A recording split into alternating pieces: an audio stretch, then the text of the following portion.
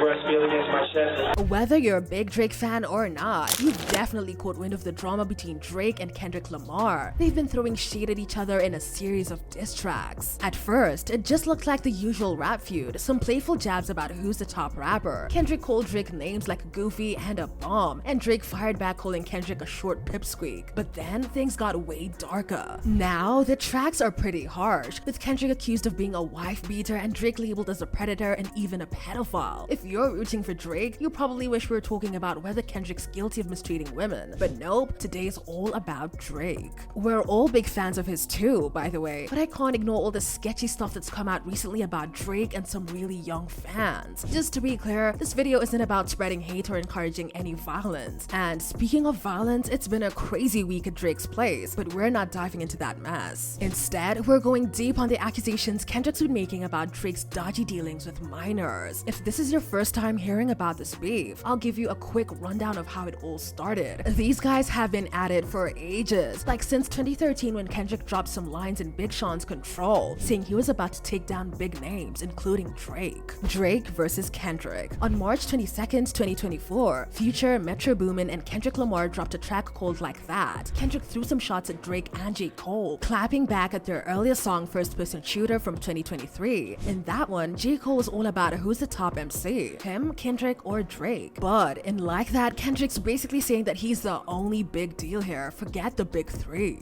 Drake wasn't just going to sit there. He clapped back with a diss track called Push-Ups on April 19th, 2024. In it, he spilled the beans that Kendrick has to fork over half of his earnings to his old label Top Dog Entertainment, trashed Kendrick's last album as a flop, and even said Kendrick's not in the big three anymore, having been passed by SZA, Travis Scott, and 21 Savage. Drake didn't stop there. He dropped another track called Tailor-Made Freestyle, where he teased Kendrick for taking ages to hit back, and joked that Kendrick was waiting on a nod from Taylor Swift first. Now, that track got yanked though, after Tupac's estate threatened to sue him for using AI to resurrect Tupac and Snoop Dogg's voices without permission. Then, things got pretty intense. Kendrick shot back on April 30th with his own diss track Euphoria, named after the HBO show Drake produced. Here, Kendrick labeled Drake as a manipulative liar and a lousy dad. Kendrick kept the momentum going with another track, 616 in LA, claiming he's got insiders at Drake's label spilling secrets. On the same day, Drake's Family Matters track alleged that one of Kendrick's kids isn't really his. Just 57 minutes after that, Kendrick released Meet the Grahams, where he accuses Drake of denying an 11-year-old daughter. The next day, Kendrick comes out with Not Like Us, hitting Drake with some serious allegations and the iconic line about Drake trolling like a minor. On May 5th, Drake dropped The Hard Part 6, his final say in the saga for now, where he bizarrely claims he expected the pedophile call-out, shrugs off claims about his character, and throws back some heavy accusations at Kendrick, like manipulating online views and being a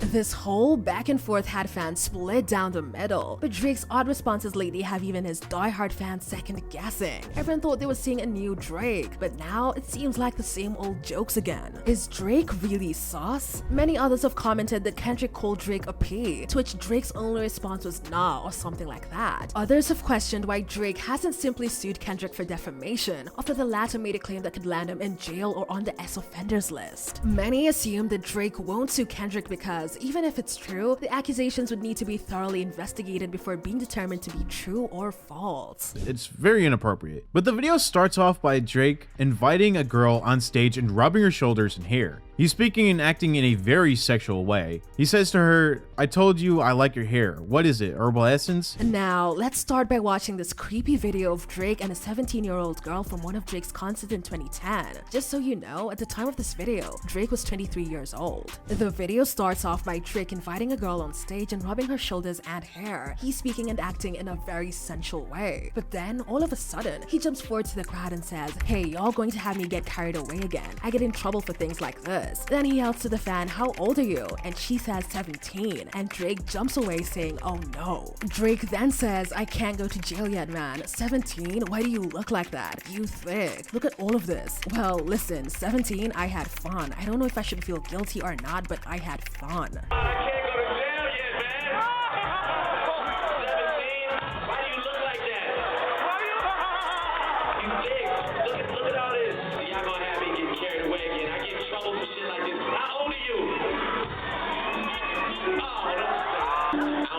Feel guilty or not, but I had fun.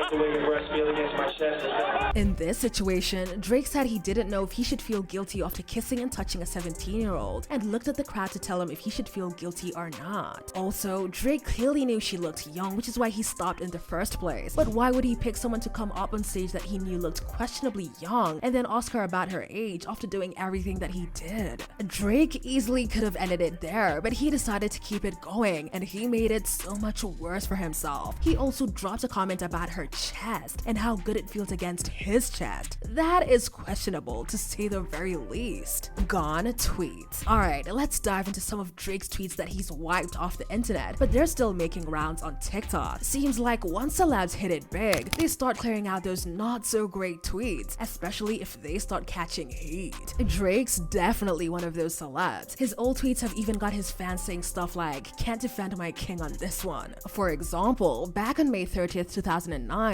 Drake tweeted something about being so amazing that if amazing was a young B, he'd be in jail. Yeah, just reading that makes you pause. Then there's more. Like on March 7th, 2012, he tweeted about seeing things from Diddy's view, which didn't seem like much back then, but now with Diddy under the FBI's lens for child trafficking, it's a bit eerie. On July 15th, 2013, he tweeted about waiting for a girl to turn 18. Definitely sketchy. And it didn't stop there. On February 16th, 2016, he tweeted, "If she's 16, I'm 16," which blew up with tons of retweets and likes, which is pretty worrying. Then there's a tweet from August 10th, 2022, where he joked, "Predator weak as hell in this movie, lol, put me in there and I'll show him a real predator." And yeah, he zapped that tweet in seconds, obviously realizing it was a bad move. So yeah, Drake's been cleaning up his Twitter to try keep these skeletons in the closet, but they keep spilling out. Millie Bobby Brown. Then there's the Millie Bobby Brown drama. The Stranger Things actress Millie Bobby Brown and Drake have been friends for a long time now. But there's this weird interview that everyone noticed and can't get out of their heads. Millie was 14 and Drake was 31 during the interview.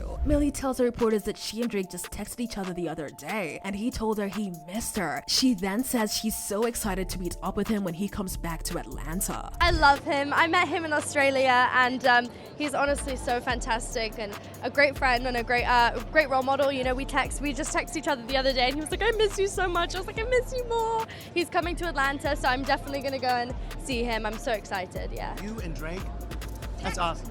That's awesome. What advice does he give you? Like, what does he say? About boys, he helps me. What? Yeah, he's great. He's wonderful. I love him. What's his advice with boys? You know, that stays in the text messages. We really don't know what boy advice a 31-year-old man could possibly give a 14-year-old girl without it being creepy. In another interview with a magazine in 2018, 14-year-old Millie talks about her first time meeting Drake. She says she first met Drake in an Australian hotel and he was acting like a huge fanboy. She says they started texting each other all the time after meeting each other. She also says he took her out to dinner the day they met. He also took her out again the next day and he met up with her in Sydney, Australia. Safe to say, things are looking hella weird if you're a Drake and a Drake fan. But what do you think about this beef and about Drake's recent accusations that are floating around him? Do you think there's anything to it? Let us know down in the comment section below and make sure to subscribe to our channel. See you on the next one. Bye.